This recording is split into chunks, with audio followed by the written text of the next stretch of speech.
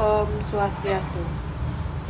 Perkenalkan, nama saya Nikitut Prania, absen 27 dari kelas 11 MIPA 1. Di sini saya akan mengutarakan pendapat saya mengenai kasus pelanggaran hak asasi manusia di Indonesia. Saya memilih dua kasus pelanggaran hak asasi manusia, yaitu kasus pembunuhan Marsinah dan kasus peristiwa Trisakti dan Semanggi. Sebelum itu, saya akan menjelaskan sedikit mengenai hak asasi manusia. Hak asasi manusia merupakan sebuah konsep hukum dan normatif yang menyatakan bahwa manusia memiliki hak melekat pada dirinya karena ia adalah seorang manusia. Hak asasi manusia berlaku dimanapun, kapanpun, dan kepada siapapun sehingga sifatnya universal. Hak asasi manusia tidak dapat dibagi-bagi, saling berhubungan, dan saling bergantungan. Hak asasi manusia biasanya dialamatkan kepada negara atau dalam kata lain negaralah yang mengemban kewajiban untuk menghormati, melindungi, dan memenuhi hak asasi, termasuk mencegah dan menindaklanjuti pelanggaran hak asasi manusia yang dilakukan oleh swasta. Pastinya di dalamnya tidak jarang menimbulkan gesekan-gesekan antar individu yang menyebabkan terjadinya pelanggaran hak asasi manusia di Indonesia. Undang-Undang Dasar 1945 sebagai norma hukum tertinggi telah memuat pasal-pasal mengenai menjamin perlindungan, penegakan, pelaksanaan, dan peradilan hak asasi manusia.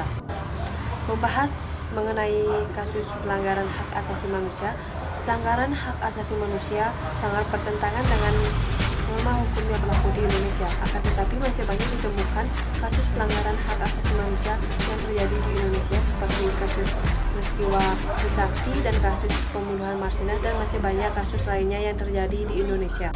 Dengan demikian, pelanggaran hak asasi manusia dapat terjadi disebabkan oleh dua faktor, yaitu faktor internal dan faktor eksternal.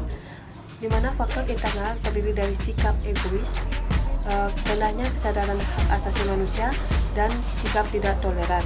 Sedangkan faktor eksternal terdiri dari penyalahgunaan kekuasaan, ketidaktegasan aparat penegak hukum, penyalahgunaan teknologi, dan lainnya. Sehingga perlu ditingkatkan keadilan dan norma hukum di Indonesia untuk menghindari pelanggaran hak asasi manusia di Indonesia.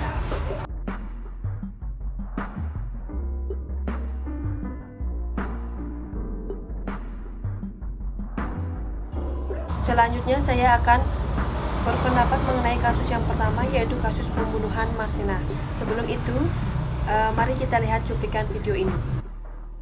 Aksi unjuk rasa gerakan buruh kerap kali terpampang sekelumit lukisan wajah seorang wanita. Siapakah dia? Tentu kita dapat menerka itu pasti wajah Marsinah. Ya, Marsinah adalah salah seorang aktivis gerakan buruh yang kini telah menjadi simbol perjuangan kelompok buruh di Indonesia dalam mencapai tuntutan mereka. Dan berikut sepenggalan kisahnya.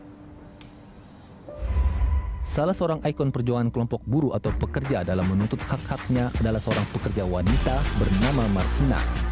Marsinah yang lahir di Ngundo 10 April 1969 ini adalah seorang aktivis dan pekerja di pabrik PT Catur Putra Surya, Porong Sidoarjo, Jawa Timur. Dia dikenal sebagai pejuang kelompok pekerja yang gigih menuntut perbaikan kesejahteraannya hingga akhir hayat. Marsinah ditemukan tewas setelah dinyatakan hilang selama 3 hari. Jenazahnya ditemukan di hutan di Dusun Jegong, Desa Wilangan dengan tanda-tanda penyiksaan berat. Marsinah memperoleh penghargaan Yap Tiem Hin di tahun kematiannya. Kasus tewasnya Marsinah telah menjadi catatan Organisasi Buruh Internasional atau ILO dan dikenal sebagai kasus 1773. Kisah tragis sang pejuang buruh ini berawal pada tahun 1993 ketika Gubernur Jawa Timur mengeluarkan Surat Edaran Nomor 50 Tahun 1992 yang berisi himbauan kepada pengusaha agar menaikkan kesejahteraan karyawannya dengan memberikan kenaikan gaji sebesar 20% dari gaji pokok. Pada pertengahan April 1993, karyawan PT Catur Putra Surya, Porong Sidoarjo, membahas surat edaran tersebut dengan penuh keresahan. Mereka berencana menuntut perusahaan untuk merealisasikan surat edaran gubernur yang tak kunjung diwujudkan. Akhirnya mereka memutuskan unjuk rasa tanggal 3 dan 4 Mei 1993. Mereka menuntut kenaikan upah dari Rp1.700 per hari menjadi Rp2.250 per hari. Marsinah adalah salah seorang karyawati yang aktif dalam aksi unjuk rasa itu. Marsinah juga menjadi salah seorang dari 15 orang perwakilan karyawan yang berunding dengan pihak perusahaan. Siang hari tanggal 5 Mei, 13 buruh rekan Marsina yang dianggap menghasut dikabarkan telah dibawa ke Komando Distrik Militer atau Kodim Sidoarjo. Di tempat itu, mereka dipaksa mengundurkan diri dari perusahaan. Mereka juga dituduh telah menggelar rapat gelap dan menghalangi karyawan untuk bekerja. Tanpa rasa gentar, Marsina lantas mendatangi kantor Kodim Sidoarjo untuk mengetahui nasib rekan-rekannya. Namun pada malam harinya, Marsina diketahui telah hilang secara misterius. Keberadaan Marsina tidak diketahui oleh rekan-rekannya sesama pekerja sampai akhirnya jenazahnya ditemukan tanggal 8 Mei 1993. Dengan video tersebut, menurut pendapat saya, kasus pembunuhan Marsina tergolong pelanggaran HAM berat karena di dalam kasus tersebut terdapat unsur yang memunculkan pelanggaran HAM berat, yakni pasal 9 UU nomor 26 tahun 2000 unsur kejahatan kemanusiaan dan mengandung unsur pelanggaran hak asasi manusia. Dasar hukum yang dilanggar yaitu pada sila kedua, yaitu kemanusiaan yang adil dan beradab. Karena di dalamnya terdapat tindakan kejahatan seperti pembunuhan, pemusnahan, penganiayaan, penyiksaan, dan perbudakan terhadap seseorang. Di dalam kasus ini juga terdapat melanggar hak untuk hidup yang tertera pada pasal 28A. Dari kasus ini yaitu menuntut kenaikan upah yang seharusnya dipenuhi oleh pihak perusahaan karena sudah ada aturan kenaikan upah dalam surat edaran dan diatur pada pasal 28D ayat 2 bahwa setiap orang berhak untuk bekerja serta mendapatkan imbalan dan perlakuan yang adil dan layak dalam hubungan kerja, sehingga kasus ini dapat dikatakan pelanggaran HAM berat, di mana para terdakwa sempat diadili dan sempat dijebloskan ke penjara atas tuduhan pembunuhan Marsina. Tetapi dalam persidangan, pengacara berhasil membuktikan adanya rekayasa untuk menjebak para terdakwa, sehingga para terdakwa kasus ini akhirnya dibebaskan dari segala tuduhan. Hingga kini kasus Marsina masih misterius. Rekayasa kasus Marsina ini banyak mendapatkan kecaman dari berbagai pihak, yang mana kasus ini sudah termasuk cukup lama, tapi pembunuhnya entah kemana. Melihat kejadian tersebut yang sampai sekarang masih misterius, untuk menghindari kasus tersebut terjadi lagi, seharusnya ada tindakan khusus dari hukum pemerintah untuk memberikan efek jerah bagi para pelaku dan mempertegas keadilan di Indonesia yang sesuai dengan sila kelima, yaitu keadilan sosial bagi seluruh rakyat Indonesia.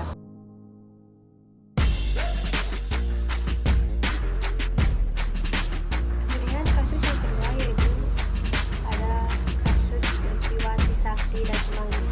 Berikut ini merupakan cuplikan video Trisakti. Ada 4 orang mahasiswa yang gugur dalam tragedi Trisakti pada tahun 1998 yang menyulut rangkaian aksi yang menggiring publik yang kita cintai masuk ke dalam era demokrasi dan informasi. Lalu seperti apa persisnya peristiwa tragedi Trisakti ini? Berikut rangkuman yang benar. Tragedi Trisakti adalah peristiwa penembakan mahasiswa pada saat berunjuk rasa yang menuntut Presiden kedua Soeharto turun dari jabatannya.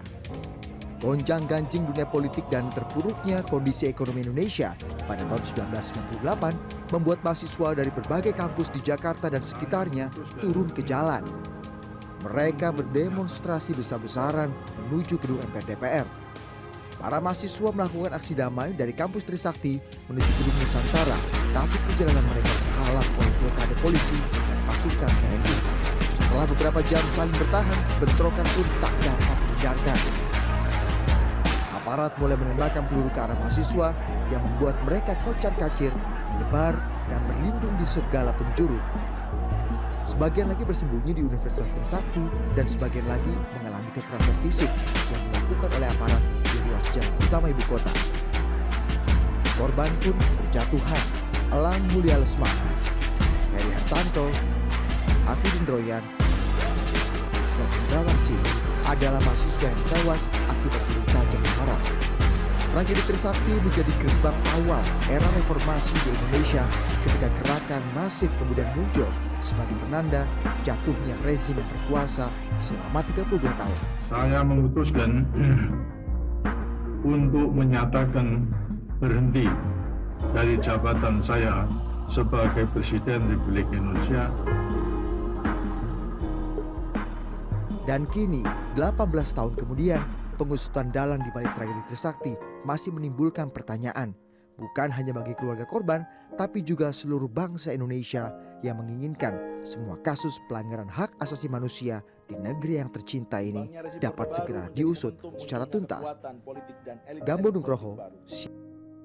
Dari cuplikan video tadi, menurut pendapat saya, kasus peristiwa Trisakti ini tergolong pelanggaran HAM berat. Mengapa dapat dikatakan pelanggaran HAM berat? Karena di dalam kasus ini terdapat telah melanggar hak berpendapat, yang dimana telah diatur pada pasal 28E ayat 3 bahwa setiap orang berhak atas kebebasan berserikat, berkumpul, dan mengeluarkan pendapat. Di mana kasus ini juga terdapat unsur kejahatan seperti menganiaya, melecehkan, dan menembak mahasiswa, sehingga kasus ini dapat dikatakan sebagai kasus pelanggaran HAM berat. Di dalam kasus ini terdapat 6 terdakwa yang disidangkan beberapa tahun setelahnya, tetapi 6 terdakwa tersebut hanya menerima tuduhan saja, sehingga sampai saat ini para pelaku dan motif pelaku belum ditemukan dan terungkap. Dengan kasus ini yang belum terpecahkan, sehingga memancing berbagai situasi yang memburuk, seperti terjadinya kerusuhan Mei 1998, yaitu peristiwa Semanggi 1 dan Semanggi 2 yang menelan korban luka, tewas, dan kerugian materi, serta kerusakan mental yang tidak sedikit. Berikut ini ada cuplikan video mengenai peristiwa Semanggi. Tewasnya sejumlah pengunjuk rasa dalam 2 kali peristiwa tragedi Semanggi pada tahun 1998 dan 1999 meninggalkan jejak duka yang dalam pada orang-orang yang ditinggalkan. Duka mendalam ini misalnya dialami Asih Widodo, orang tua Sigit Prasetyo, salah seorang mahasiswa yang tewas dalam tragedi Semanggi. Bagi Asih Widodo, kematian putra sematawayangnya ini benar-benar menghancurkan. Melihat cuplikan video tadi, menurut pendapat saya, peristiwa Semanggi ini dapat dikatakan pelanggaran HAM berat karena terdapat unsur kejahatan terhadap kemanusiaan, yang dimana terdapat serangan yang meluas dan sistematik, serta ditemukan luka tembak dan kekerasan fisik terhadap korban. Dapat disimpulkan bahwa peristiwa Trisakti dan Semanggi melanggar hak jaminan untuk hidup, di mana jaminan hak asasi tersebut tercantum pada UUD 1945 pasal 28A yang sesuai dengan UUD 1945 pasal 28A yang berbunyi setiap orang berhak untuk hidup serta berhak mempertahankan hidup dan kehidupannya. Jadi dalam pasal 28A tersebut jelas diterangkan bahwa pasal tersebut menjamin hak seseorang untuk hidup.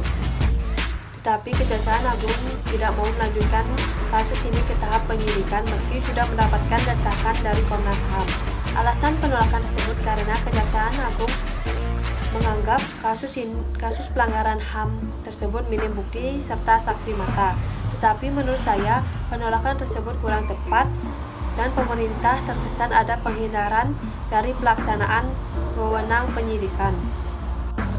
Jadi menurut saya diperlukan ada penegakan hukum HAM yang progresif agar kasus ini tidak berlarut-larut, sehingga pada nantinya tidak ada lempar tanggung jawab antar institusi penegak hukum, dan segera dapat dibentuk pengadilan HAM untuk kasus ini, dan kasus ini dapat menjadi pelajaran berharga dalam sejarah negara ini agar tidak terulang lagi kejadian pelanggaran HAM di Indonesia. Dari pendapat saya tadi, saya berharap kepada pemerintah untuk lebih menegakkan keadilan dan lebih mementingkan hak asasi manusia, karena bahwasanya dengan menegakkan keadilan dapat meminimalisir pelanggaran hak asasi manusia di Indonesia. Sebagai makhluk sosial, kita mampu mempertahankan hak asasi manusia kita sendiri. Di samping itu, kita juga harus bisa menghormati dan menjaga hak asasi manusia orang lain. Jangan sampai membuat pelanggaran hak asasi manusia. Dan jangan sampai pula hak asasi manusia kita sendiri mau diinjak-injak oleh orang lain. Jadi, kita harus mampu menyelarasakan dan mengimbangi antara hak asasi manusia kita dengan hak asasi orang lain.